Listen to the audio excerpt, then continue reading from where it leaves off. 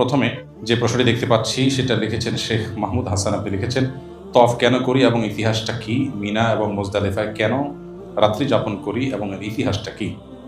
হজের যে অন্তর্নিহিত তাৎপর্য আছে এই বিষয়গুলোর জন্য আলাদা সেশন দরকার। আমাদের সাথে যারা যান সাধারণত, বা আমি যাদের সাথে যাই, চেষ্টা করি আমরা এগুলো বিভিন্ন সময়ে সময়ে আলোচনা করার। আজকে আপনারা লক্ষ্য করেছেন যে প্রায় 400-এর মতো যে স্লাইড, এই কয়েক শত স্লাইডের এই বিশাল প্রেজেন্টেশন আসলে এই কয়েক ঘন্টার মধ্যে দেওয়া অত্যন্ত কঠিন কাজ। খুবই তাড়াহুড়া করে করে আমাদেরকে যেতে হয়েছে, একান্ত শুধু মূল স্ট্রাকচারটা বোঝাবার জন্য। সেখানে তাৎপর্য বোঝানো তো আরো অনেক কঠিন ব্যাপার এবং সময় সাপেক্ষ বিষয়। তারপর আমি এটুকু বলবো যে হজ পুরো আয়োজনটা মূলত ইব্রাহিম আলাইহিসসালামের স্মৃতি বিজড়িত একটি ইবাদত। এখানে প্রতিটি পদ আপনি যেটাই করেন এটা মূলত ইব্রাহিম আলাইহিসসালামের স্মৃতিকে বহন করছে। জামারাতেরটা আমরা যেমন জানলাম যে কেন পাথর মারি আমরা, সেটা যেরকম আমরা জানলাম। মিনারটা আমরা বললাম যে আল্লাহর নির্দেশে আরাফায় হাজির হওয়াটা হলো হজের মূল কাজ। তার আগে পার্ট অফ প্রিপারেশন আমরা মিনায় একদিন আগে বসে থাকি, অপেক্ষমান থাকি, মানসিকভাবে প্রস্তুতি গ্রহণ করতে থাকি। আবার একইভাবে আমরা যে তওয়াফ করি আল্লাহর ঘর নির্মাণের পর আল্লাহর নির্দেশ তওয়াফ করার জন্য, সেজন্য আল্লাহর ঘরকে প্রদক্ষিণ করি আমরা।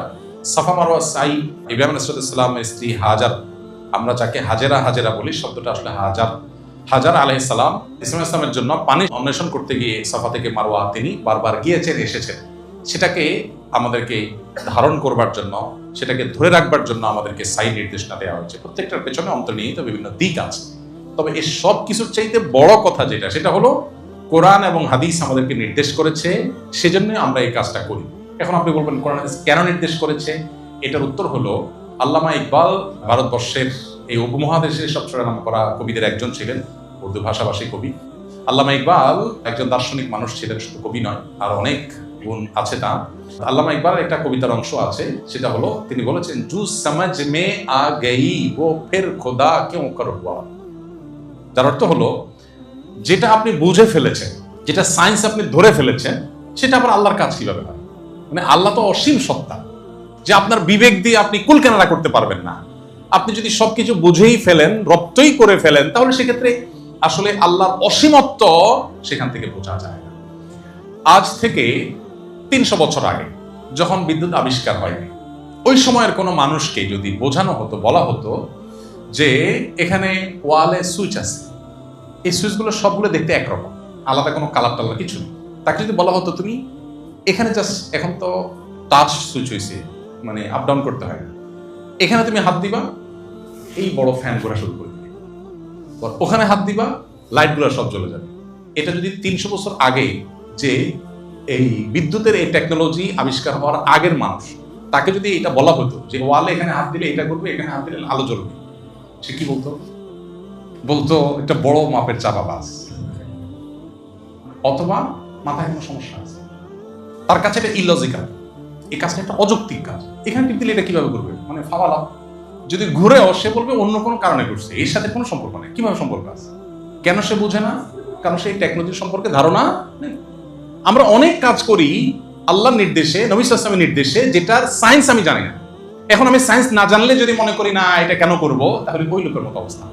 আমি সব বুঝে ফেলবো, এটা জরুরি না। আজ থেকে, এখন তো ভয়েস কমান্ডের যুগ, এখন ভয়েস যদি বলা হয় হাই শ্রী কলম, ভয়েস কমান্ডও লাগে না, একটু আপনি হট ফিল করছেন, এসে চলবে। তাহলে আমরা যদি কোরআন এবং হাদিসের প্রত্যেকটা নির্দেশকে আমার বিবেকে বুঝে আসছে কিনা সেই কোষ্টি পাথরে যাচাই করে করে করতে চাই, এটা হবে সবচেয়ে বড় ভুল। কারণ আল্লাহর টেকনোলজি সব আমি বুঝে ফেলবো আমার বুদ্ধি দিয়ে, এটা নট নেসেসারি। বরং না বোঝাটা, সবকিছু যে বুঝবো না, এটাই হলো স্বাভাবিক। আপনি অনেকে আছে বলে, ভাই একটা মানুষ ইমানটা নাই, মানুষটা অমায়িক মানুষ, সব দিক থেকে ভালো, আপনারা মুসলমান, আপনাদের ইমান আছে বুঝলাম, কিন্তু দুনিয়ার 2 নম্বরে সব করে। অনেকে আছে না, এইরকম একটা থিঙ্কিং আছে না আমাদের মধ্যে। আচ্ছা, এখন তারা আপনি যদি বুঝাইতে চেষ্টা করেন, কোনোভাবে বুঝাতে পারবেন না যে ভাই ইমান না থাকলে ভাই কিছু থেকে লাভ নেই, এটা বোঝানো যাবে না। তাকে সে বল, ভাই আচার আচরণ ব্যবহার লেনদেন দেখেন, এই যে ইউরোপিয়ানরা, পশ্চিমারা, আমেরিকানরা দেখেন কত পারফেক্ট, এরা শুধু ইমান থাকে, আর আপনাদের ইমান আছে শুধু, আর কিছু নেই। কিন্তু দুইয়ের ভিতরে যে আসমান জমির পার্থক্য, এটা বোঝানো যাবে না। এটা বোঝানোর জন্য একটা এক্সাম্পলে আসে। একজন মানুষ, তিনি এই ডিজিটাল পৃথিবীর সম্পর্কে কোনো ধারণা নেই, এই টেকনোলজি সম্পর্কে ধারণা নেই। এরকম একজন মানুষ, মুরব্বী মানুষ, ওনার সামনে 2 জন লোক ঝগড়া করছে। কি নিয়ে ঝগড়া করছে? ঝগড়া করে বলছে 3 জন মূলত, একজনকে 1 লাখ টাকা ধার দিয়েছে, আরেকজনকে 1 লাখ ধার দিয়েছে। যাকে ধার দিয়েছে, দুজনকে ধার দিয়েছে, তাদের একজনে 50,000 টাকা পরিশোধ করছে, আরেকজন 1 টাকা পরিশোধ করেনি, বা একজনে 1 লাখই পরিশোধ করেছে, আরেকজন করেনি। এখন যে পরিশোধ করেছে তার সাথে ঝগড়া করছে পাওনাদার। কেন? বলতেছে ভাই তুমি টাকা দিয়েছো ভুল নম্বর, 4 নম্বর দেশে তুলে খাওয়াও শেষ, এটা নিয়ে ঝগড়া করতেছে। এখন ওই যে মুরব্বী উনি আসছে, এসে বলতেছে বাবা তোমরা কি নিয়ে ঝগড়া করতেছো? বলতেছে বাবা এই লোকটা আমার কাছ থেকে 1 লাখ টাকা ধার নিয়েছে, ধার পরিশোধও করেছে, বাট সে রং নাম্বারে দিয়েছে। বলেছে ভুলটা কি আমাকে বোঝাও তো। বুঝেছে বাবা, সব ঠিক আছে, মোবাইল ব্যাংকিং এ পাঠাইছে, সকল ডিজিট ঠিক আছে, একটা ডিজিট শুধু ভুল হয়েছে। এখন ওই মুরব্বী যে এই ডিজিটাল পৃথিবী সম্পর্কে ধারণা নেই, আমি বলবো বাবা সব নাম্বার ঠিক আছে, টাকার অঙ্ক ঠিক আছে, একটা নাম্বার ভুল, এটার জন্য এত ঝগড়া করার কি আছে? বলবে না যে একটা নাম্বার ভুল, এটা কারণে এত ঝগড়া করার কি আছে? ও তো 1 টাকাও দেয় নাই, তুমি তার সাথে ঝগড়া করতেছো না। আরে ফুল টাকা দিছে, ফুল টাকা দিলে কি হবে? শুধু একটা ডিজিট ভুল করছে। একটা ডিজিট ভুল করলে যে পুরাটাই জলে গেছে এটা তো চাচা বুঝবে না, কেউ বুঝাতে পারবে না তাকে। এখন শুধু ইমানটা নাই আর সব আছে, এটা সে আখেরাতের টেকনোলজি ওই জগৎ সম্পর্কে ধারণা না পাওয়ার আগ পর্যন্ত তার কাছে ক্লিয়ার হবে না। সো দিন বা ইসলাম যুক্তি দিয়ে চলে না। আল্লাহ বলেছেন যে যুক্তি বা বিবেক পূজার নাম যদি দিন হতো তাহলে মুজার উপরে মাসা না করে মুজার তলে মাসা করা লাগতো। আমরা মুজার মাসা করি কোথায়? উপরে। ময়লা লাগে কোথায়? নিচেই। মাসা করতে বলছে উপরে। অনেক কিছু আমার বুঝে নাও আসতে পারে, তবে হ্যাঁ এটা ঠিক যে হজের এই বিষয়গুলোর পেছনে অন্তর্নিহিত তাৎপর্য আছে, এগুলো জানার জন্য বলেছি বিভিন্ন ইব্রাহিম ইসলামের স্মৃতি বিজড়িত বিষয়গুলো আমাদের পড়া দরকার। আমাদের একটা বক্তব্য আছে ইব্রাহিম ইসলামকে ঘিরে 1 ঘন্টার উপরে, এটাও হোয়াটসঅ্যাপ গ্রুপে দিয়ে দেওয়া যেতে পারে, ইউটিউবে আছে। সেখানে ইব্রাহিম ইসলামের পুরো জীবনীটাকে আমরা আনার চেষ্টা করেছি। হজের সাথে ইব্রাহিম ইসলামের সম্পর্ক অত্যন্ত সুনিবিড়, তাকে জানা দরকার, সেই জায়গা থেকে এটা আপনারা শুনতে পারেন। এরপরে প্রশ্ন, এজেন্সি থেকে বিমানবন্দরে এহরাম সবাইকে করে ফেলতে বলে বা সবাই করে ফেললে আমি যদি একাকী থাকি তাহলে একা একা মিকাত অতিক্রম করার সময় এহরাম বাঁধতে হবে কিনা? যদি আগে থেকে নিয়ত করে ফেলেন ওকে, তাহলে সেটাই, এবং পরে আর আলাদা করে করার কিছু নেই, আপনার ওইটাই নিয়ত হিসাবে ধর্তব্য হবে। বিদায় তওয়াফ 10 তারিখ বা 11 তারিখ বা তার আগে যদি এজেন্সি করাতে বাধ্য করে, তা করলে ধারাবাহিকতা নষ্ট হবে? সেটি না করলেও আমি একা হয়ে যাওয়ার সম্ভাবনা থেকে যাবে, করতে সমস্যা হবে পরে, এক্ষেত্রে করণীয় কি? যদি কোনো এজেন্সি, অনেক এজেন্সি এই কাজ করে, খুবই দুর্ভাগ্যজনক, বিদায় হজ আগে করায়, আগে করলে হবে না, আপনাকে আবার করতে হবে। বিদায় হজ আগে কেন করায়? এজেন্সির লোকদের টার্গেট থাকে নির্দিষ্ট সময় বাস ছাড়তে হবে, শেষ মুহূর্তে বিদায় তওয়াফ করতে দিলে হাজী সাহেবরা অনেকে দেরি করে হোটেলে আসে, অনেকে আগে আসে, ঝামেলা তৈরি হয়।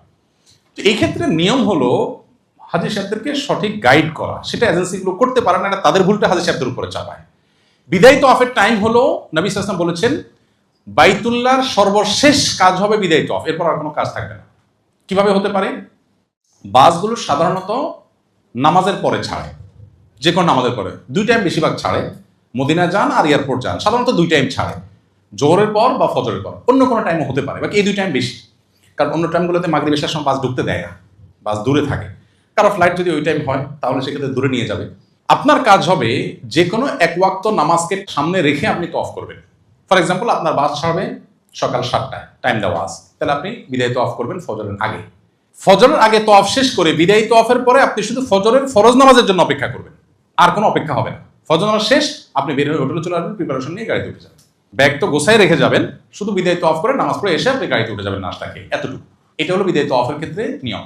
আমরা যদি 2 দিন বা 3 দিন আগে বিদায়ী তওয়াফ করে ফেলি, ওইটা নফল তওয়াফ হয়ে যাবে, ওইটা বিদায়ী তওয়াফ হিসেবে যথেষ্ট হবে না, আপনাকে আবার তওয়াফ করতে হবে। হজ শেষে দেশে ফিরে আসার পর যদি আমার মনে পড়ে যে কোনো ভুল ত্রুটির ফলে আমার উপর দম ওয়াজিব হয়েছে, উল্লেখিত অবস্থায় দম কোথায় বা কিভাবে আদায় করতে হবে? খুবই গুরুত্বপূর্ণ প্রশ্ন। পরে জেনেছেন যে দম ওয়াজিব হওয়ার মতো কাজ হয়েছে, বাট আপনি দম আদায় করেন নাই, তাহলে কি করবেন? উত্তর হলো তখন আপনি আপনার তরফ থেকে যে কাউকে দিয়ে আপনি দম দেওয়াবেন। এখন তো অনলাইনে দমের টাকা পেমেন্ট করা যায়, বাংলাদেশে বসে পেমেন্ট করতে পারেন, সৌদিতে আপনার পক্ষ থেকে দম আদায় হবে। দম হিসাবে যে ছাগল বা দুম্বা কোরবানি করতে হয় সেটা বাংলাদেশ বা পৃথিবীর অন্য কোথাও যা হলো হবে না, ওটা মক্কাতেই হতে হবে। মক্কাতে হওয়ার পর সেটা ডিস্ট্রিবিউশন যে কোনো জায়গায় হয়ে যেতে পারে।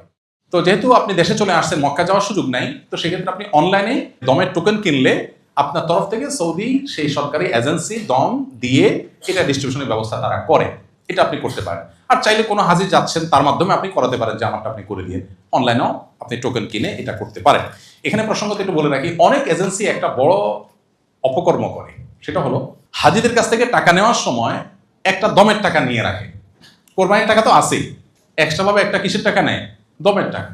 তো আমি অনেকগুলো এজেন্সিতে এরকম শোনা পর জিজ্ঞেস করলাম, ভাই এটা কেন করেন আপনারা, কাহিনী কি? তো বলো যে বলা যায় না, প্রথম হজ করতে যাচ্ছে বেচারা, কোনো ভুল যদি হয়ে যায় এই জন্য একটা অগ্রিম দম দিয়ে রাখলাম। তো আমি বললাম যে ব্যাপারটা হলো এরকম, নামাজ পড়তে যাচ্ছি, বলা তো যায় না, কোন কারণে সিজদায়ে সাহু ওয়াজিব হয়ে যেতে পারে, এই জন্য বাসার থেকে বের হওয়ার সময় 2-3টা সিজদায়ে সাহু দিয়ে গেলাম। ব্যাপারটা অনেকটা এরকম হয়ে গেল না? আপনি ব্যবসা করবেন সেটা না বলে, ধান্দা না করে এই সমস্ত ধানায় মানে কেন করছেন? খুবই দুর্ভাগ্যজনক। দম ওয়াজিব হবে পার্টিকুলার ভুলের ভিত্তিতে। হতেও পারে আমি কনফিউশন রাখার দরকার কি, এই সন্দেহের ভিত্তিতে কোনো দম আসে না। সো এই কনফিউশনের ভিতরে থাকার কোনো যুক্তি নেই। এহরামের কাপড় খুলে রেখে আমরা কি গামছা পরে গোসল করব? আপনি এহরামের কাপড় খুলে গামছা পরে গোসল করতে বাধ্য নন। আপনি চাইলে এহরামের কাপড় পরেই গোসল করতে পারেন, আপনার এক্সট্রা আর সেট এহরামের কাপড় আছে সেক্ষেত্রে। আবার আপনি চাইলে না এহরাম কাপড়টা ভেজাবো না আমি, সেক্ষেত্রে আপনি এহরামের কাপড় খুলে আপনি গামছা পরে গোসল করতে পারেন, কিন্তু আপনি লুঙ্গি পরে গোসল করবেন না। অনেক সময় হাজি সাহেবদেরকে দেখা যায় মক্কা যেয়ে এয়ারপোর্টের এই হ্যাসেল, বিমানের হ্যাসেল, লম্বা জার্নির পরে অনেক টায়ার্ড হয়ে যায়।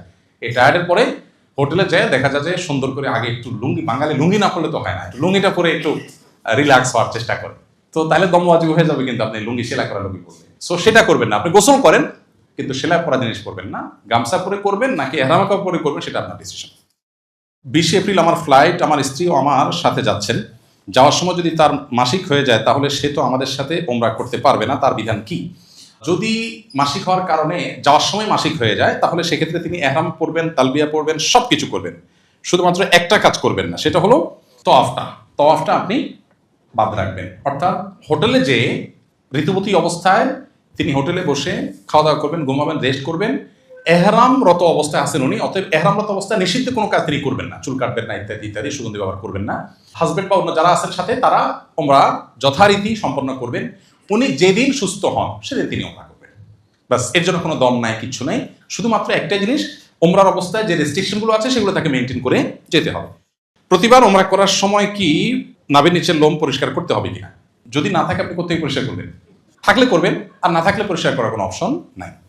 মদিনা থেকে মক্কায় ফেরার সময় ওমরা বা হজের এহরাম কোনটি করতে হবে? মদিনা থেকে মক্কায় ফেরার সময় আপনি যদি মদিনা আগে যান তাহলে এহরাম যেটা করবেন এটা একসাথে হজ এবং ওমরা দুইটা নিয়ত করবেন, কারণ আপনি দুইটাই করতে যাচ্ছেন, প্রথমে ওমরা পরে হজ। যেটা আমরা বিমানে উঠে করি সেটা আপনি মদিনার ওখান থেকেই করবেন। আচ্ছা, এরপরে হলো অর্থ এবং বিভিন্ন কার্ড ইত্যাদি কোথায় রেখে যাওয়া নিরাপদ? খুবই গুরুত্বপূর্ণ প্রশ্ন। সাধারণত হোটেলগুলো সেফ থাকে, তারপরে হোটেলগুলোতে মাস্টার কি থাকে, ওখানে হোটেলে যারা পরিচ্ছন্নতা কর্মী তারা যে কোনো সময় ঢুকতে পারে। এই জন্য খুব ভালো হয় যদি টাকা পয়সা আপনি ওখানে কোনো লকার থাকে, লকার রেখে যান। সব হোটেলে লকার থাকে না, ম্যাক্সিমাম হোটেলগুলোতে লকার থাকে না। সো সেক্ষেত্রে যেটা হয় যে কার্ড বা টাকা পয়সা এগুলো আপনার সাথেই রাখতে হবে। হোটেল রাখতে পারেন কিন্তু হোটেলে 100% গ্যারান্টি দেওয়া কঠিন। তবে এটা ঠিক যে সিসি ক্যামেরা যেহেতু আছে, কেউ ঢুকলে বের হলে এটা বের করা সম্ভব। আমাদের দেশের মতো না যে সেখানে কেউ চুরি করে পার পেয়ে যাবে। তবে পাসপোর্ট সাথে রাখার কোনো যুক্তি অন্তত তওয়াফের সময় নাই, কারণ হারাবার ভয় থাকে, পাসপোর্ট হারানোর হ্যাসেল এটা তো আর বলে শেষ করা যাবে না, কারণ আপনাকে আউট পাস নিতে হলে এম্বাসি থেকে অনেক হ্যাসেল নিতে হবে। এই জন্য সব হারাই গেল, পাসপোর্টটা যেন না হারায়, এই জন্য পাসপোর্টটা রুমে রেখে যাবেন। রুমে রেখে গেলে পাসপোর্ট হারাবার ভয় নাই। টাকা পয়সাটা রুমে যদি আপনি আপনার লাগেজের মধ্যে রেখে লক করে যেতে পারেন সেটা সবচেয়ে সেফ, লকার না থাকলে। আর না হলে সাথে বেল্টের মধ্যে নিরাপদে নিয়ে যেতে পারলে সেটা আপনার ব্যাপার। হাজরা আসওয়াদে কি আতর লাগানো থাকে? হাজরা আসওয়াদে আতর লাগানো থাকে, কিন্তু যেই পরিমাণ লোক ওখানে প্রতি মুহূর্তে প্রতি সেকেন্ডে যত লোক মোছে, ওই আতর কোথায় থাকবে, ওইটা কোথায় ভ্যানিশ হয়ে চলে যায়। সো ওইটা নিয়ে আমাদের টেনশন করার কোনো কারণ নাই। মক্কা মদিনা মিনা আরাফাত মুজদালিফায় নামাজ কসর হবে কিনা? যদি আপনি শর্ট প্যাকেজের হাজি হন, মক্কায় 7-8 দিন 9 দিন থাকেন, তাহলে তো আপনার কসর হবেই, আপনি মুসাফির সেই হিসাবে। আর এর বাইরে কসর হবে কিনা এটা নিয়ে ওলামাদের দুইটা মত আছে। একদল ওলামাদের মত হলো যে হজের অংশ হিসাবে মিনা মুজদালিফা আরাফা সকল নামাজ কসর হবে, হজের অংশ হিসাবে, কারণ নবী সাল্লাল্লাহু আলাইহি ওয়াসাল্লাম এখানে কসর করেছে। আর অন্য ওলামাদের কথা হলো যে নবী সাল্লাল্লাহু আলাইহি ওয়াসাল্লাম মুসাফির ছিলেন সেই হিসাবে কসর করেছেন, অতএব এটা পার্ট অফ হজ না, বিধায় যারা ফুল প্যাকেজের হাজি মক্কায় 15 দিন থাকার নিয়ত আছে তারা এখানে কসর করবেন, তারা পুরো নামাজ পড়বে। তো এটা নিয়ে ওই যে আবুগুলোতে ইখতিলাফ হয়, মত পার্থক্য হয়, সেজন্য আমরা বলি যারা কসর পড়বেন, কেউ একজন নামাজ পড়ালেন 2 রাকাত নামাজের পরে, যিনি পুরো নামাজ পড়তে চান সালাম ফেরানোর পরে তিনি 2 রাকাত ক্লাস করে ফেলেন, না শেষ হয়ে গেল। আলাদা করে এটার জন্য গন্ডগোল ফাসাদ বা আলাদা গ্রুপিং করার দরকার নেই। দুর্ভাগ্যজনক হলো আমাদের বাংলাদেশিদের তাবুগুলোতে শুধুমাত্র এগুলো নিয়ে গ্রুপিং হয়, আমরা গ্রুপিং অ্যাভয়েড করব। মুসাফির বা শর্ট প্যাকেজের হাজি বা যিনি 2 রাকাত নামাজ পড়ার মতটাকে উপর আমল করেন, তিনি ইমামতি করলেন, তার পিছনে বাকি যারা আছেন যদি কেউ এক্সট্রা 2 রাকাত পড়তে চান সালাম ফেরানোর পরে ক্লাস করলেন। বিষয় হলো যে একদল ওলামাদের মতে মিনা মুজদালিফা আরাফার নামাজগুলো হলো পার্ট অফ হজ হিসেবে সব কসর, কারণ নবী সাল্লাল্লাহু আলাইহি ওয়াসাল্লাম কসর করেছেন, শেষ, দ্যাটস ইট। হানাফি ফকিহগণ, ফুকাহে কেরাম এবং অন্য ফকিহের মতে যদি আপনি মুসাফির না হন, 15 দিনের বেশি থাকেন, তাহলে সেক্ষেত্রে আপনি ফুল নামাজ পড়বেন, না হলে আপনি কসর পড়বেন। তো আমি কসর পড়ি, আমি সাধারণত কসর পড়ি। আমি বলি যারা পুরো পড়তে চান তারা পরে 2 রাকাত ক্লাস করে নেন, শেষ। 10 জিলহজ মক্কায় হোটেলে অবস্থানে থাকা যাবে কিনা? 10 জিলহজ রাতে মক্কায় হোটেলে থাকা যাবে না, মিনায় থাকবেন, এটাই সংখ্যাগরিষ্ঠ আলেমদের মত, এটাই নবী সাল্লাল্লাহু আলাইহি ওয়াসাল্লামের সুন্নাহ। যদি আপনি অসুস্থ হয়ে যান, কোনোভাবে মুভ করা সম্ভব না হয়, তাহলে সেক্ষেত্রে আপনি মক্কায় হোটেলে থাকতে পারেন। কেউ ভুল করে 10 জিলহজ ছোট চামড়ায় পাথর নিক্ষেপ করে ফেললে কি করণীয়? ভুল করে যদি ছোট চামড়া পাথর মারার কোনো অসুবিধা নেই, তা আলাদা কোনো কিছু দমটম দিতে হবে না। বড় চামড়া মেরেছেন কিনা সেটা হলো মেন। যদি মেরে থাকেন তাহলে ছোট চামড়াটা অনর্থক কাজ হিসেবে বিবেচিত হবে। 10 তারিখে ইহরাম খোলার পর কি কেটস পরা যাবে? হ্যাঁ, 10 তারিখে আপনি যখন পাথর মেরেছেন আর চুল চেঁচেছেন, তারপরে তো আপনি সাধারণ যে কোনো পোশাক পরতে পারেন, অতএব আপনি কেটস পরতে পারেন, আপনি মোজা পরতে পারেন, যে কোনো সাধারণ পোশাক আপনি পরতে পারবেন। এরপরে প্রশ্ন হলো বিমানে ওযু এবং নামাজের নিয়ম কি? খুবই গুরুত্বপূর্ণ একটি প্রশ্ন। বিমানে আমাদের ওযু এবং নামাজ পড়তে হবে নাকি মাফ? পড়তে হবে। কিন্তু বিমানে আমি নামাজ পড়া মানুষ খুব বেশি দেখি না। বরং হজের যে ফ্লাইটগুলো, আমি অবাক হয়েছি যে হজের ফ্লাইটগুলোতে দেখি মেজরিটি মানুষ নামাজ পড়ে না, তারা হজ করতে যাচ্ছে। গত বছর আগের বছর তো হজ থেকে ফেরার পথে এক মুরব্বী চাচা চাচি দুইজন, মানে চাচা তো চুল চাচা আর ওই ফ্লাইট তো অলমোস্ট হজ যাত্রী, ওনারা বসে বসে স্ক্রিনে পুরা পথ ফিল্ম দেখলেন, ধুমধাড়াক্কা ফিল্ম দেখলেন মুরব্বী দুজন। এখন আমাদের সাথে, আমি ছিলাম ওই বিমানে, আমাদের সাথে এক লোক, সে আবার একটু অ্যাকশন ওরিয়েন্টেড, দ্রুত অ্যাকশন নিতে পছন্দ করে। তো এই ভদ্রলোক তিনি আর সহ্য করতে পারেন না, প্রথম উৎসুস করছে, বলে যে ভাই দেখছেন কি একটা অবস্থা, হ্যাঁ এরা হজ করে যাচ্ছে, এদের ওই মনিটরের লাইটে ঘুমাইতে পারতেছি না, তো ধরে পড়ছে, হ্যাঁ আপনারা হজ করে আসছেন, বুড়া বুড়ি মানুষ, কি লাভ হচ্ছে আমাদের হজ করে, এখনই দেশে যাওয়ার আগে ফিল্ম দেখতে দেখতে বিমানের উপরে বসে বসে ফিল্ম দেখা শুরু করতেছে। তো ওনারাও দেখে আবার চেয়ে দেখেছে, হ্যাঁ আমি আমার ফিল্ম আমি দেখি, তোমার কি নিয়ে মূর্খ মানুষ। এই হলো বাস্তবতা, খুব দুর্ভাগ্যজনক বাস্তবতা। বিমানে আমরা অনেকে মনে করি যে বিমান বোধ হয় আকাশে, তো এখানে শরিয়ার বিধিবিধান মনে হয় মাটিতে শুধু, ব্যাপারটা তো সেরকম না, ওখানে কার্যকর হবে। এই জন্য নামাজের সময় নামাজ আপনাকে পড়তে হবে। আমি বিমানে তো বটে, এমনকি রেলেও অনেক সময় দেখি নামাজি মানুষ বসে আছে, নামাজের সময় চলে আছে, কি অদ্ভুত ব্যাপার, ভাই নামাজ নেই। আরে নবী করিম সাল্লাল্লাহু আলাইহি ওয়াসাল্লাম জিহাদের ময়দানে নামাজ পড়েছেন, জীবন মরণ যেখানে, আর আপনি এখানে একটু কষ্ট হবে, একটু হয়তো অসুবিধা হবে, আপনি নামাজ পড়ছেন না। এখন প্রশ্ন কিভাবে করবেন? বিমানে সাধারণত টয়লেটগুলোতে উজু করার মতো খুব ভালো ব্যবস্থা থাকে না, এবং বিমানের ক্যাপ্টেনরা বিভিন্ন সময় আমাদেরকে রিকোয়েস্ট করেন ব্যক্তিগতভাবে, ভাই আপনারা মানুষজনকে বললেন যে তারা যেন তায়াম্মুমের মাটি নিয়ে আসে, বিমানের মধ্যে টয়লেটে যেন উজু করার চেষ্টা না করে, কারণ এখানে নিচে অনেক কেবল টেবল থাকে, ফলে অনেক বেশি পানি টানি পড়ে ফেললে এটা আমাদের সিকিউরিটি ইস্যু তৈরি হতে পারে, এটা তাদের বক্তব্য। আর বাস্তবতাও তাই যে বিমানের মধ্যে উজু করা সহজ বিষয় না। আমাদের মতো ইয়াং হলে অনেক সতর্কতার সাথে করা সম্ভব। আমি দেখেছি, আমি উজু করলে নিচে অল্প কয়েক ফোঁটা পানি পড়ে, সেটা আবার টিস্যু দিয়ে আমি নিজ দায়িত্বে একদম ক্লিন করে আমি রেখে যাই, এটা আমি করতে পারি। বাট এটা সবাই পারবেন না, একদম বৃদ্ধ মানুষ পারবেন না, কারণ ওখানে ছোট্ট যে বেসিনটা আছে ওখানে আসলে কুলি করতে গেলে সাইডে পানি পড়ে যাবে। আবার পাও ধোয়া তো কঠিন, এখন পাও আমি তো অনেক উপর উঠাতে পারি, এখন বৃদ্ধ মানুষ তিনি তো পারবেন না। আবার অনেক সময় দেখা যায় যে ওখানে ছোট যে কাপ থাকে ওগুলো থেকে নিয়ে আপনার কোমরের উপরে সুন্দর উপরে ধরে পাও ধুইতে পারি আমি, একজন বৃদ্ধ মানুষ করতে গেলে তো পড়ে যাবে ছোট একটা জায়গা। তো এই জন্য যাদের জন্য ওখানে তায়াম্মুম করার কোনো ওয়ে নাই, তাদের জন্য কয়েকটা অপশন। নাম্বার 1, ফ্লাই করার 1-2 ঘন্টার মধ্যে নামাজের ওয়াক্ত হবে, তাহলে সেক্ষেত্রে আপনি উজু করে উঠেন এবং উজুটা ধরে রাখেন, নামাজটা পড়ে ফেলেন। নাম্বার 2 অপশন, ফ্লাই করার পরেও নামাজের সময় থাকবে, তাহলে ফ্লাই করার পর আপনি এয়ারপোর্টে গিয়ে সব কিছুর আগে নামাজটা পড়েন। ওকে। অপশন নম্বর 3, শুরুতে যে 1-2 ঘন্টা উজু ধরে রাখার মতো সময় না, বরং 3-4 ঘন্টা পরে নামাজের ওয়াক্ত হবে, এতক্ষণ আমি উজু ধরে রাখতে পারবো না, আবার নামার পরে টাইম থাকবে না। এটা হলো 3 নম্বর অপশন। এরকম যদি হয় তাহলে সেক্ষেত্রে আপনি বিমানের মধ্যেই আপনাকে নামাজ পড়তে হবে। সৌদি এয়ারলাইন্সে প্রতিটা ফ্লাইটেই, ইন্টারন্যাশনাল ফ্লাইটগুলোতে নামাজের জন্য ছোট্ট একটা জায়গা আছে। যদিও দুর্ভাগ্যজনক বাস্তবতা হলো এয়ারলাইন্সের ক্রুরা বেশিরভাগ ক্ষেত্রে খুব বেশি কোঅপারেটিভ হয় না, সহযোগিতা করে না, খুবই দুর্ভাগ্যজনক। এই জন্য পৃথিবীতে যত এয়ারলাইন্স আছে আমার জানা মতে নামাজের জন্য সবচেয়ে ভালো হলো মালয়েশিয়ান এয়ারলাইন্স।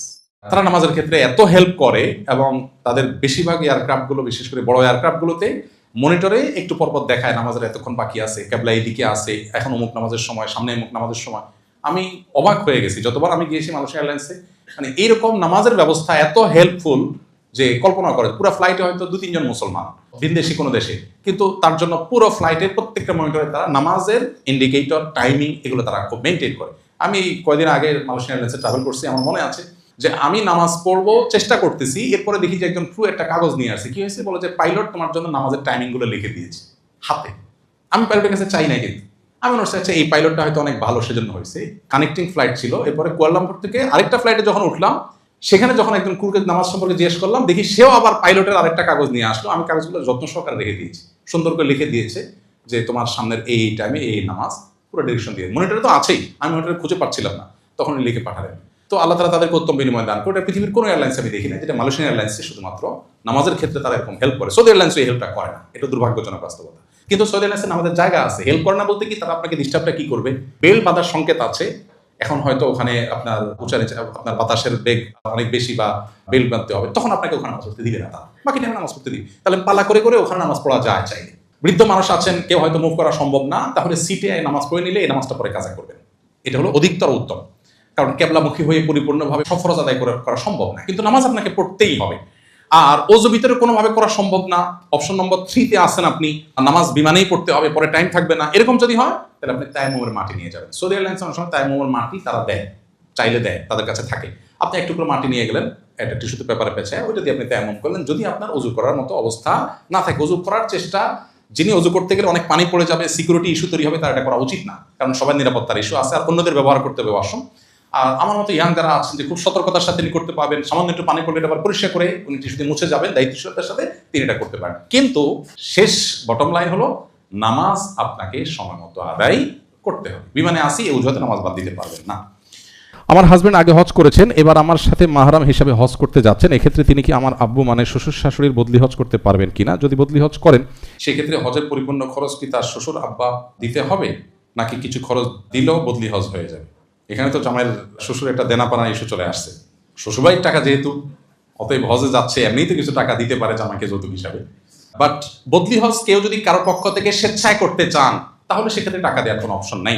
আপনি আপনার শ্বশুরের তরফ থেকে বদলি হজ করতে চাচ্ছেন, এটা নফল হিসাবে বিবেচিত হবে, আপনি সওয়াব পেয়ে যাবেন, ওনাকে বদলি হজের সওয়াবটা আপনি দিলেন, এর জন্য উনি টাকা দিতে যাবে কেন? হ্যাঁ, ওনার ফরজ হজ, উনি অসুস্থ যেতে পারছেন না, এরকম অপশন আছে, তাহলে সেক্ষেত্রে ওনার তরফ থেকে আপনাকে পাঠাচ্ছেন, তাহলে সেক্ষেত্রে খরচটা শ্বশুরকেই দিতে হবে। হ্যাঁ, শ্বশুর দেওয়ার মতো অ্যাবিলিটি তার নাই, আপনি আপনার তরফ থেকে তারটা বদলি হজ করে দিচ্ছেন, সেটা আপনি করতে পারেন, কোনো অসুবিধা নেই। কিন্তু আপনি নিজেরটা করতেন, এখন হঠাৎ করে মনে হলো না শ্বশুর মারা গেছে, তারটা বদলি হজ করি, অথবা অসুস্থ ওনারটা বদলি হজ করি, তো সেক্ষেত্রে আপনি এটা করতে গিয়ে যদি জামাই হিসেবে একটা ধান্দা করেন যে বউর সাথে তো এমনিই যাওয়া লাগবে, নিজের হজটা আগেই হয়েছে, তাহলে শ্বশুর বদলি হজ বলে আমার খরচটা আদায় করতে পারলে মন্দ কি? তাহলে এটা তো কমার্শিয়াল প্ল্যানের ব্যাপার, সেটা এখানে শরিয়ার কিছু নেই। আপনি শ্বশুর তরফ থেকে করবেন, ঠিক আছে, তাহলে আমারটা যখন হয়েই গেছে, ও ওয়াইফের সাথে যেতেও হচ্ছে, তাহলে শ্বশুরের মেয়ে নিয়ে যাচ্ছে যেহেতু, শ্বশুর কাছ থেকে আদায় করে নিলাম, তো এটা তো একটা প্ল্যান করলেন যে ঠিক আছে আপনার বদলি হজ করি, আব্বা যান, আপনি খরচটা দিয়ে নেন, সেটা হতে পারে, এটা আপনার ব্যাপার। তওয়াফ করার সময় ওযু নষ্ট হলে তায়াম্মুম করলে হবে কিনা, ইন্টারেস্টিং এবং দরকারি প্রশ্ন। তওয়াফের সময় ওযু থাকতে হয়, সাইয়ের সময় ওযু না থাকলেও চলবে। সাই করতে করতে ওযু ছুটে গেছে, অসুবিধা নেই, অবশ্যই সাই কমপ্লিট করতে পারবেন, কিন্তু তওয়াফের সময় ওযু থাকতে হবে। এখন কথা হলো তওয়াফের সময় ওযু থাকতে হবে, ওযু ছুটে গেছে কি করবেন? দুটো অপশন আছে। এক হলো ফুল বাহিরে এসে আপনি আবার ওযু করে যেতে পারেন, কিন্তু শুধু ওযুর জন্য বাহিরে যাওয়ার প্রয়োজন নাই। মাসআলাগতভাবে মাঝখানে ওযু করে যদি আবার তওয়াফ করেন, শুরু থেকে করতে হবে না, যেখানে ওযু ছুটছে ওখান থেকে বাকিটা কন্টিনিউ করলেই হবে। ওযুর কিন্তু ব্যবস্থা মাতাফে আছে, অনেক হাজিরা জানেন না এটা। একটু পেছনে আসলেই যেদিক দিয়ে ঢুকেন, বিশেষ করে কিং ফাহাদ, কিং আব্দুল আজিজ, এই সমস্ত গেটগুলো দিয়ে ঢোকার পর সিঁড়ির নিচে ওযুর ব্যবস্থা আছে, এখানে ওয়াশরুম নাই, ওযু আছে। অতএব ছেলেদের মেয়েদের উভয়ের জন্য ওযুর ব্যবস্থা আছে। ওযু ছুটে গেলে এখানে এসে ওযু করে আবার আপনি বাকিটা কন্টিনিউ করবেন। সাইতে শেষ চক্করে যখন মারওয়া পৌঁছাবো, তখন মারওয়াতে আর কোনো জিকির বা দোয়া করা যাবে কিনা, না এটা বলেছি আমরা, শেষ চক্করে একদম শেষ হয়ে গেছে, তখন আর দোয়া জিকির নেই। 10 জিলহজ দিবাগত রাতে মিনা অবস্থান করতে হয়, সেক্ষেত্রে তওয়াফে জিয়ারা করে কতক্ষণ সময় মিনা রাত্রি যাপন করলেই চলবে? তওয়াফে জিয়ারা করার পর মিনা রাত্রি যাপনটা হলো রাতের অর্ধেকের বেশি। ধরুন রাত 12টায় রাতের অর্ধেক হয়, এটা ভ্যারি করে কখন সূর্য ডুবে, তাহলে সেক্ষেত্রে 12টার আগে ডুববেন আপনি, মধ্যরাতের আগে, তাহলে আপনার রাত্রি যাপন হয়েছে ধরা হবে। আমি আমার হাজবেন্ড একসাথে হজে যাচ্ছি ইনশাআল্লাহ, আমারও আমার স্বামীর মধ্যে তর্ক হয় খুব, তাই এর জন্য করণীয় একটু জানাবেন। তর্ক করলে একটু চিকেন দম দিয়ে দিবেন। আমি বলি মূলত দম তো হয় ছাগলের, ছোটখাটো উল্টাপাল্টা করলে সাথে সহযাত্রী হাজিদেরকে একটু চিকেন দম টম খাওয়াই দিবেন। গত বছরের সম্ভবত একটা হজের একটা ইন্টারেস্টিং অভিজ্ঞতা আছে আমার। এক হাজব্যান্ড ওয়াইফ, দেখে বোঝা যায় তারা খুবই প্র্যাকটিসিং মানুষ, ভদ্রলোকের মুখে দাঁড়িয়ে আছে, ভদ্রমহিলা খুব পর্দাটা মেনটেন করেন।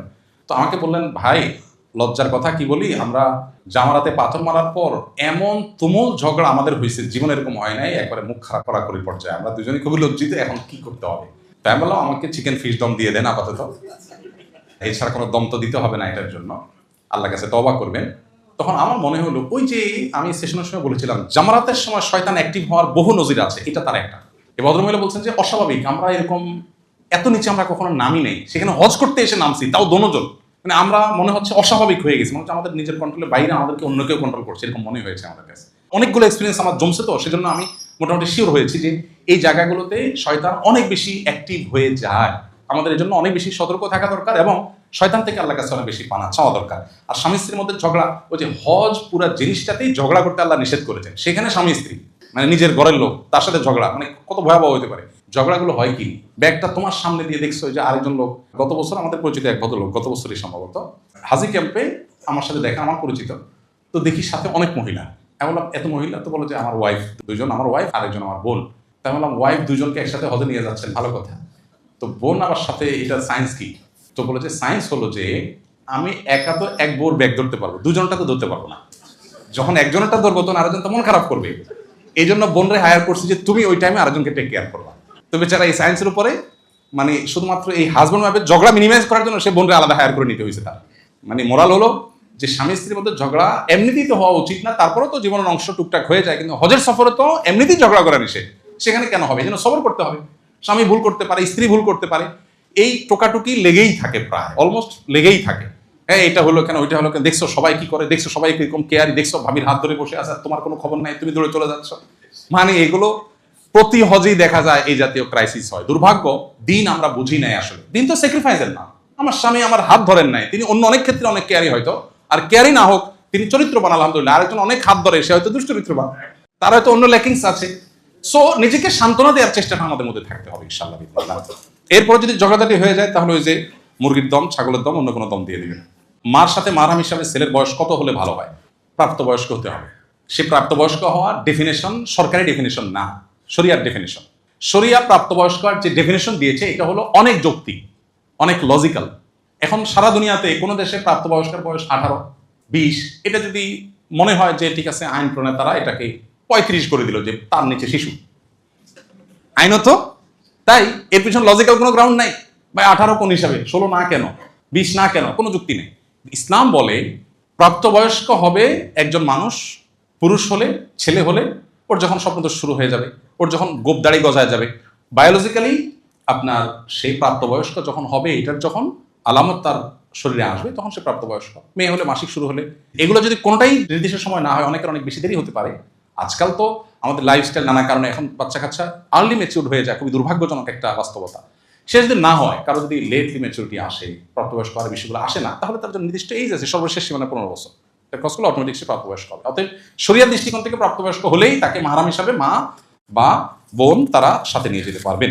শুনেছি যে এহরামের নিয়ত করার পর থেকেই ঘর থেকে বের হওয়ার সময়, যানবাহনে ওঠার সময়, নামার সময়, কারোর সাথে দেখা হলে, খাওয়ার আগে সব অবস্থায় শুধু লাব্বাইক অর্থাৎ তালবিয়া পড়তে হবে। সালাম, যানবাহনের দোয়া, খাবার আগের দোয়া, সেগুলো নাকি পড়া যাবে না, আর যদি পড়া যায় তবে সেটা তালবিয়ার আগে নাকি পরে? আমি প্রথম শুনছি এ ধরনের বুয়া কথা, মানে কথা তো ভিত্তিহীন, সেটা শোনাটাও প্রথম। এরকম কোনো কথা নেই। তালবিয়ার মানে এই না যে সালাম করা যাবে না, সালাম দিবেন, সালাম দিয়ে আগে পরে তালবিয়া করবেন, এর সাথে সাক্ষাতের করা যাবে না, দোয়া দরুদ পড়া যাবে না, এমন কিছু না, সবকিছু স্বাভাবিকভাবে করবেন, ফাঁকে ফাঁকে আবার তালবিয়াও আদায় করবেন। ইহরামরত অবস্থায় রাতে ঘুমানোর সময় মহিলারা মাথা খোলা রেখে, অর্থাৎ ওড়না বা হেজাব ছাড়া ঘুমাতে পারবে কিনা? হ্যাঁ, কারণ চারিতেও ঘুমাবেন, মাথা ঢাকবেন না, তো মাথা মুখ ঢাকবেন না। এহরামরত অবস্থায় কি মহিলারা মাথা খোলা রাখতে পারবে যদি পর্দার অসুবিধা না হয়? এহরামরত অবস্থায় তো মুখ ঢাকবেন না, মাথা ঢাকবেন। বাহিরে যখন যাবেন তখন পর্দার স্বার্থে মুখও ঢাকবেন, যাতে করে মুখের সাথে কাপড় লেগে না থাকে, সে চেষ্টা করবেন যথাসম্ভব। মহিলারা কি হজে স্বর্ণ পরিধান করতে পারবেন কিনা? মসজিদে হারামে জুমার দিন পুরুষরা নামাজ পড়বে, মহিলারা মসজিদে অবস্থান করলে কিভাবে নামাজ আদায় করবে? মহিলারা যদি জুমার দিন মসজিদে নামাজ পড়েন তাহলে পুরুষদের মতো জুমাই পড়বেন, আলাদা কোনো অপশন নেই। আর যদি হোটেলে পড়েন তাহলে জোহর পড়বেন। আর স্বর্ণ পড়তে পারেন, কোনো অসুবিধা নেই। স্বাভাবিক সময়ে তিনি যেরকম গহনা পড়তেন ওই একই গহনা তিনি এহরামরত অবস্থায় পড়তে পারবেন। মুজদালিফায় ছাতা মেলে ঘুমালে কি খোলা আকাশের নিচে ঘুমানোর হুকুম তরক হবে? খোলা আকাশের নিচে ঘুমাইতে হবে এমন কোনো বাধ্যবাধকতা নাই। তো ওখানে তো মুজদালিফায় সরকার তাবু দেয় না কেন? দুই কারণে। নাম্বার 1, এত ছোট্ট একটা জায়গায় এত মানুষের জন্য তাবুর অ্যারেঞ্জমেন্ট করা সম্ভব না। নাম্বার 2, মুজদালিফা থাকে কয়েক ঘন্টা, এই কয়েক ঘন্টার জন্য তাবু তো আসলে দরকার হয় না। সেই কারণে এখন যদি কেউ কারোর প্রয়োজন হয় তাবু দিয়ে দেওয়ার, সে আলাদা নিজে দিয়ে নেয়, তো তার হজের কোনো ক্ষতি হবে না। ওমরার সময় মুলতাজিম বা হজরে আসওয়াদ ধরতে যাওয়া, যেহেতু আতুল লেগে যাওয়ার ভয় আছে, আবার নফল তওয়াফে তো কাবার পাশে বর্তমানে যাওয়াই যায় না, তাহলে করণীয় কি? মুলতাজাম ধরা বা হাজর আসওয়াদ পাথর চুমা দেওয়া এগুলো তো জরুরি না কোনোটা।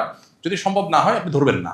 নবী করিম সাল্লাল্লাহু আলাইহি ওয়াসাল্লাম ধরেন নাই, তিনিও তওয়াফের সময় লাঠি দিয়ে ইশারা দিয়ে, হাতে একটা লাঠি ছিল, উনি কোন একটা বাহনে ঘোড়া গাদার উপরে ছিলেন, হাতে একটা লাঠি ছিল, লাঠি দিয়ে এরকম ইশারা দিয়ে আল্লাহু আকবার বলে চলে গেছেন। উনি যদি যেতে চাইতেন তখন তো এত ভোট ছিল না, সব সাহাবীরা সরে যেত, সবাই জায়গায় করে দিত, উনি চেষ্টা করেন নাই। তার মানে কি ভিড়ের মধ্যে ঢালাঢালি করার নির্দেশনা নাই? সো দরকার কি এটা করা? নফল তওয়াফের সময় ভিড় থাকে যদিও, তারপরে আপনি 30-40 দিনের প্যাকেজের মধ্যে ডেফিনেটলি এমন কিছু টাইম পাবেন যখন একটু ভিড় কম। বিশেষ করে যখন হজের পরের দিনগুলো হবে, আপনি সারাক্ষণ মাথায় পড়ে থাকেন, শুকনো খাবার টাবার, ড্রাই ফ্রুট, খেজুর টেজুর রাখেন, পড়ে থাকেন, আপনি চান্স একবার না একবার দেখবেন পাবেন।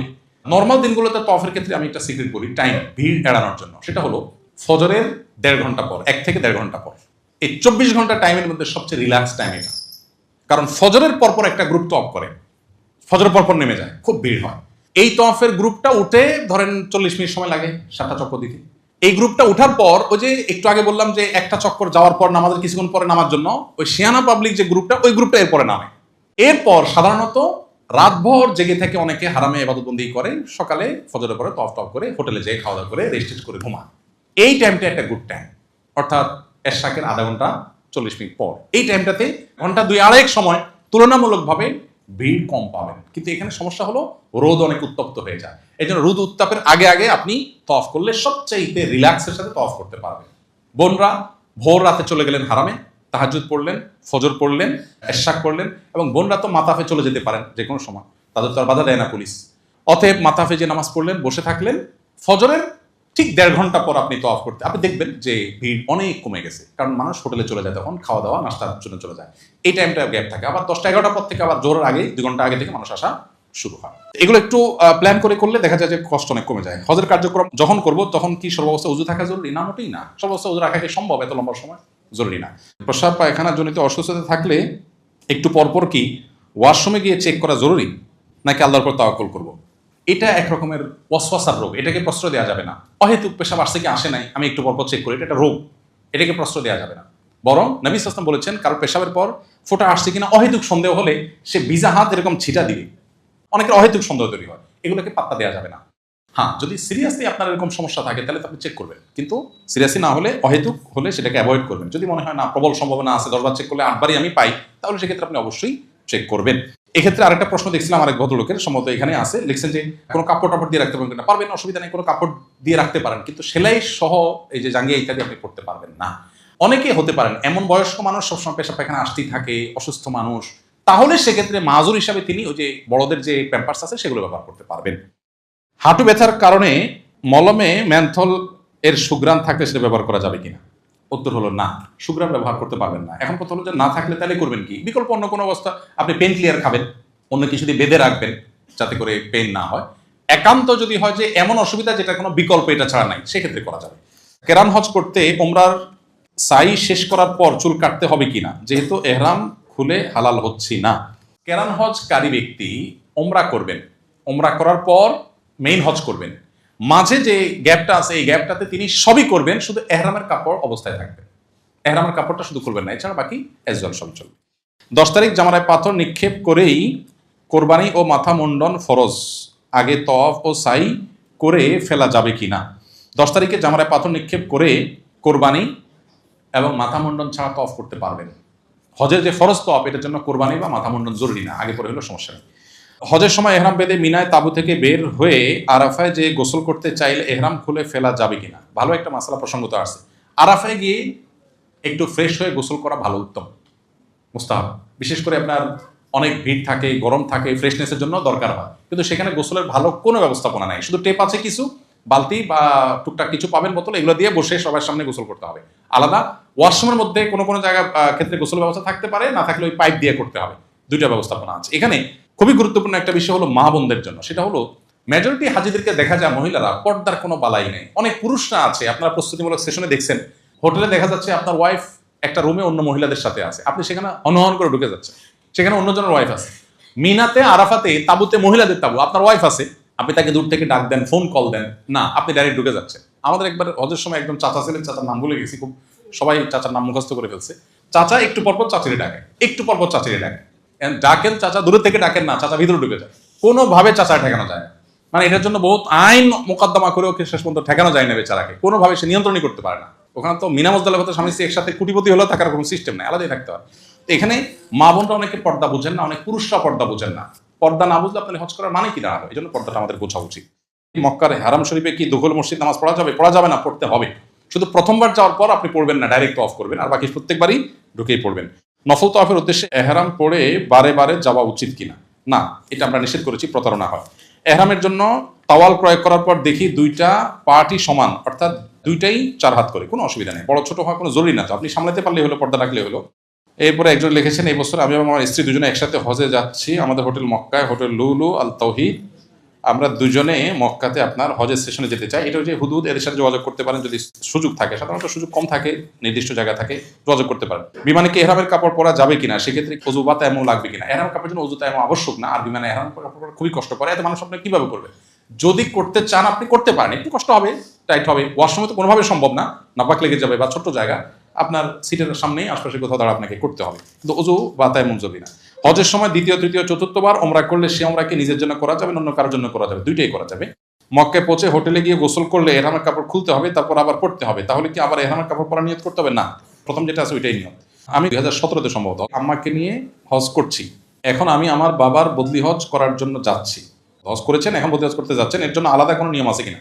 অনেকে বদলি হজ করতে যাচ্ছেন, কোনো আলাদা নিয়ম নাই, শুধুমাত্র এহরামের কাপড় পরে যখন লাব্বাইকা হজ্জান লাব্বাইকা উমরাতান বলতেছে, তখন বলবেন আল্লাহ আমার বাবা বা অমুকের তরফ থেকে লাব্বাইকা হজ্জান। মুখে না বললেও চলবে, অন্তরে আপনার ইচ্ছা আছে যে অমুকের তরফ থেকে করতেছেন, দ্যাটস ইট। আর বাকি কাজ সব অ্যাজ ইউজুয়াল, আলাদা কোনো কিছুই নাই, শুধু নিয়তটা শুরু করবেন যখন, যে এটা তার তরফ থেকে করতেছি আল্লাহ, এই ইন্টেনশনটাই যথেষ্ট। পিতামাতা আর্থিকভাবে স্বাবলম্বী না হলে এবং সন্তানের উপরে হজ ফরজ হলে সন্তান কি পিতামাতাকে হজে না পাঠিয়ে নিজে হজ করতে পারবে কিনা? আমাদের দেশে এটা বহুল প্রচলিত একটা ভুল ধারণা যে বাবা মাকে আগে হজ করাইতে হয়, তারপর সন্তান হজ করতে। এটা ভুল ধারণা। বাবা মার হজের সাথে কোনো সম্পর্ক নেই, তাদের টাকা নেই, তাদের উপর আবশ্যক হয় নাই, আপনার টাকা হচ্ছে আপনার উপর আবশ্যক হবে। হ্যাঁ, সামর্থ্য থাকলে তাদেরকেও করেন, নিজেও করেন, কিন্তু টাকা আপনার ফরজ হয়েছে, আপনার আছে, আপনার উপর ফরজ হবে, সো আপনারটা দেখতে হবে। এহরাম পড়ার আগে, এহরাম নিয়ত করার পর কি 2 রাকাত নামাজ পড়া সুন্নাহ? 2 রাকাত নামাজ অনেক ওলামাদের পড়া সুন্নাহ, কিন্তু দলিলের দিক থেকে এটাকে সুন্নাত বলা যায় না, আসলে এত স্ট্রং দলিল নাই। এহরামে পড়ার পর নবী সাল্লাল্লাহু আলাইহি ওয়াসাল্লাম ফরজ নামাজ পড়েছেন। কোন বর্ণনায় নামাজ পড়ার কথা আছে, সেটা মূলত কোনো ওয়াক্তের ফরজ হলে সেটা, না হলে ওযু তো করেছেন এহরামের সাথে। সৌদি আরবের শেখ বিন বাজ রাহিমাহুল্লাহ বলতেন যে ওযু তো করছেন, তো ওযুর নিয়তে 2 রাকাত নামাজ পড়ে ফেলেন, এহরামের জন্য তো ওযু করছেন, তাহিয়াতুল ওযু পড়ে ফেলেন। আচ্ছা, এহরামের পড়ার আগে কি সুগন্ধি দেওয়া যাবে কিনা? গায়ে লাগাতে পারেন, কাপড়ে না। তওয়াফ সাইর সময় বাংলায় সব রকম দোয়া করা যাবে কিনা? সব রকমের দোয়া করা যাবে। মিনা এহরাম অবস্থায় সুগন্ধি দেওয়া যাবে কিনা? না, এহরাম অবস্থায় সুগন্ধি আর কোনো হাতে, গায়ে, শরীরে কোথাও ব্যবহার করা যাবে না। মিকাতে নিয়ত করার পর কি আমরা 2 রাকাত সালাত আদায় করবো নাকি বাসায় আদায় করব? মিকাতে যদি নিয়ত করেন তাহলে মিকাতেই 2 রাকাত নামাজ পড়বেন, ওইটা ওযুর। জীবিত এবং মৃত ব্যক্তির নামে ওমরা করা যাবে কিনা? জীবিত এবং মৃত ব্যক্তির তরফ থেকে ওমরা করা যায়। আমি আমার মায়ের বদলি হজ করব, ওনার উপরে হজ ফরজ ছিল, উনি করতে চেয়েছিলেন কিন্তু ওসিয়ত করে যেতে পারেননি, উনি অনেক অসুস্থ ছিলেন। আমাদের ফ্লাইট 18 এপ্রিল, হজে কেরান আমার জন্য কষ্টকর হয়ে যাবে, তামাত্তু করতে পারবো কিনা? অবশ্যই করতে পারবেন, তামাত্তু করা যাবে না এমন কোনো কথা নাই বদলি হজে। দ্বিতীয় প্রশ্ন, আমি তো হজে দমের শকর করবো, এছাড়া বাংলাদেশে আলাদা কোরবানি দিতে হবে কিনা? এটা কমন প্রশ্ন। যারা সচ্ছল আছে বাংলাদেশে আলাদা আপনার পক্ষ থেকে কোরবানি হবে, এটা আলাদা। আর হজের কোরবানি যেটা, তো কোরবানি না, ওটা মূলত দমের শকর। অতএব সচ্ছল মানুষ হলে আপনার দেশে আপনার পক্ষ থেকে আলাদা কোরবানি অ্যারেঞ্জমেন্ট আপনি করবেন। ওযুর সাথে নিয়তের সম্পর্ক আছে কিনা? ঘুম থেকে উঠে ওযু ভেঙে যায়, তখন ওযুর নিয়ত করতে হবে কিনা? না, ওযুর সাথে নিয়তের সম্পর্ক নেই। আপনি বিমানে যখন মিকাতে নিয়ত করছেন তখন তো ওযু নাই বেশিরভাগ ক্ষেত্রেই, সো আপনার ওযুর জন্য, নিয়তের জন্য আলাদা ওযু করার দরকার নেই। কোরবানি যেহেতু সরকারের ক্ষেত্রে, এক্ষেত্রে আমাদের করণীয়, আপনার কোনো করণীয় নেই, আপনি কোরবানি হোক না হোক এটা নিয়ে মাথা ব্যথা করার দরকার নাই, কারণ হইলে আপনি নিয়ন্ত্রণের বাইরে এটা।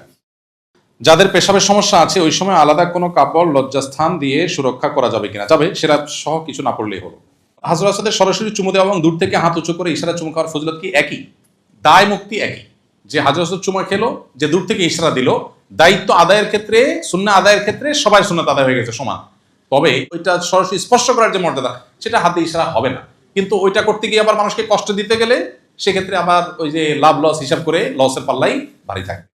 সালাত আদায় নিষিদ্ধের সময়ের বিধান কি মক্কা ও মদিনা শরীফের জন্য প্রযোজ্য? অবশ্যই প্রযোজ্য। অনেকে বুঝে না, নিষিদ্ধের সময় নামাজ পড়ে, খুব দুর্ভাগ্যজনক একটা বিষয়। বিশেষ করে সবচেয়ে বড় সমস্যাটা হয় জুমার দিন। জুমার দিন কি হয়, গোটা সৌদি আরবে জুমার আজান 2টা যে হয়, এর ভিতরে জুমার প্রথম আজান এটা বিশেষ করে হয় হলো অনেক আগে। বুঝে আসছে কথা? অনেক সময় অনেক আগে হয়, আবার অনেক সময় হয় যে যখন আজান হয়েছে তখন আসলে নামাজ নিষিদ্ধের সময় টাইম চলতেছে, এরকম হয়। তো আপনাকে দেখতে হবে জোহরের ওয়াক্ত হয়েছে কিনা। জোহরের ওয়াক্তের ঠিক আগ মুহূর্তে, ওয়াক্ত স্টার্টের আগ মুহূর্তে নামাজ পড়া যাবে না। এটা মক্কা মদিনার জন্য সেম জিনিস প্রযোজ্য, কিন্তু এখানে দেখবেন সারাক্ষণ নামাজ পড়তেছে মানুষ, কোনো বিশেষ বিধিনিষেধ তারা মেনটেন করেন, এটা ভুল। জুমার দিনের ফজিলত কি একটি জামে মসজিদে শুধু একজন পাবেন নাকি অনেকেই পেতে পারেন? যদি এটা হজ রিলেটেড প্রশ্ন না, তারপর পড়ে ফেলছে যেহেতু বলি, জুমার দিনে মসজিদে আগে প্রবেশ করলে আগে ফজিলত পাবে, পরে গেলে পরে পাবে। ফজিলত সবাই পাবে, কিন্তু কম বেশি হবে। যে যত আগে যাবে যে তত বেশি ফজিলত পাবে, যে যত পরে যাবে সে তত কম ফজিলত পাবে।